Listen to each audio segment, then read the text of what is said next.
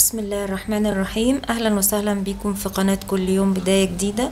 النهاردة هنعمل اكلة خفيفة كده، تنفع عشاء، تنفع برضو غدا، تنفع في اوقات المذاكرة لو حد جعان ومش قادر ياكل ساندويتش مثلا.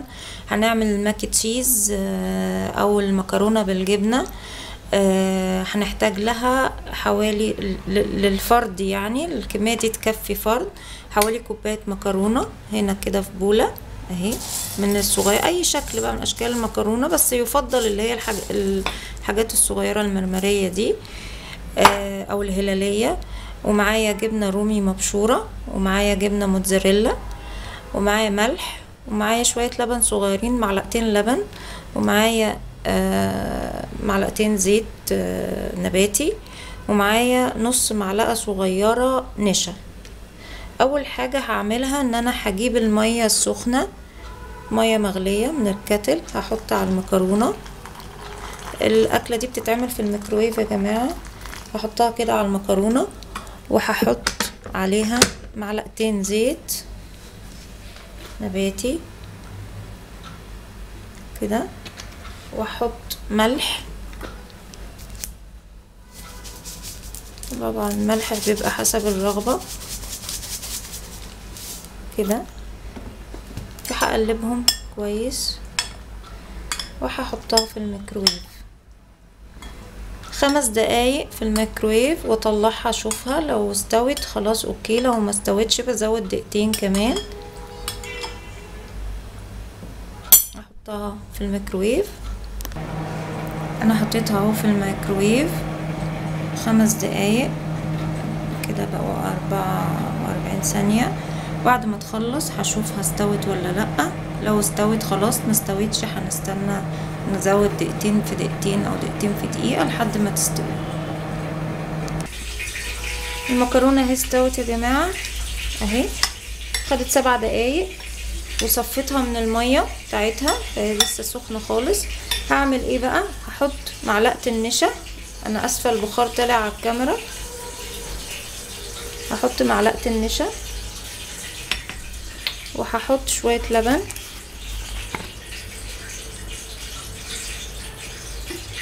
حوالي معلقتين او 3 معالق لبن، ده بس عشان يعمل لها قوام كده، صوص كده قوام. تمام. هحط شوية فلفل اسود،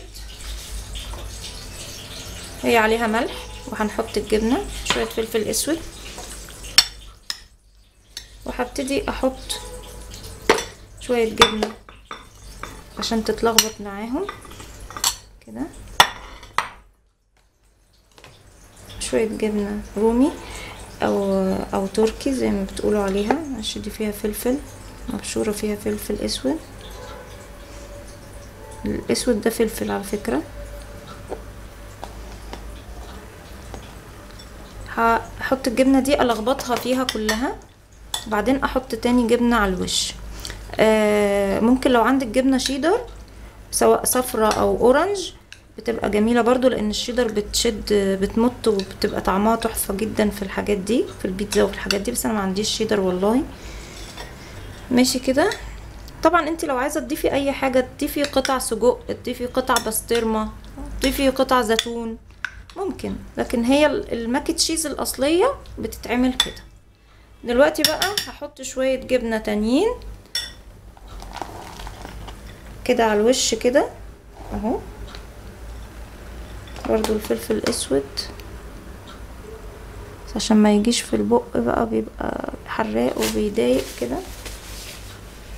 وهحط بقى اخر حاجة طبقة موتزاريلا على الوش، طبقة كويسة كده على الوش، ان هي دي اساس الوصفة يعني.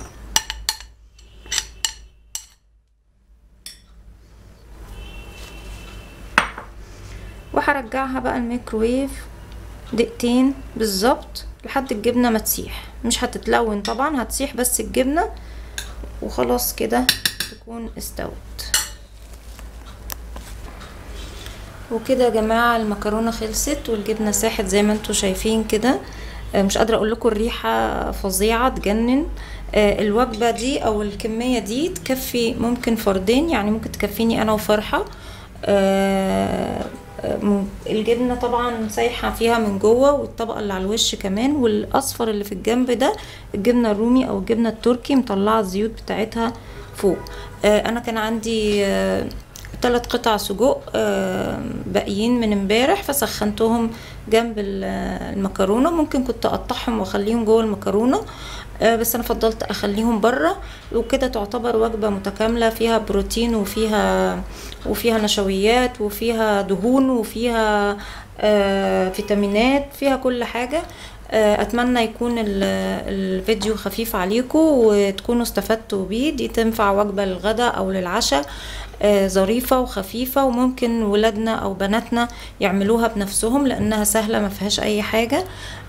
اشوفكم على خير في فيديو جديد، وما تنسوش لو الفيديو عجبكم تعملوا لي لايك وشير للفيديو، واللي لسه اول مرة يشوف قناتي يعمل سبسكرايب. اشوفكم على خير، والسلام عليكم ورحمة الله وبركاته.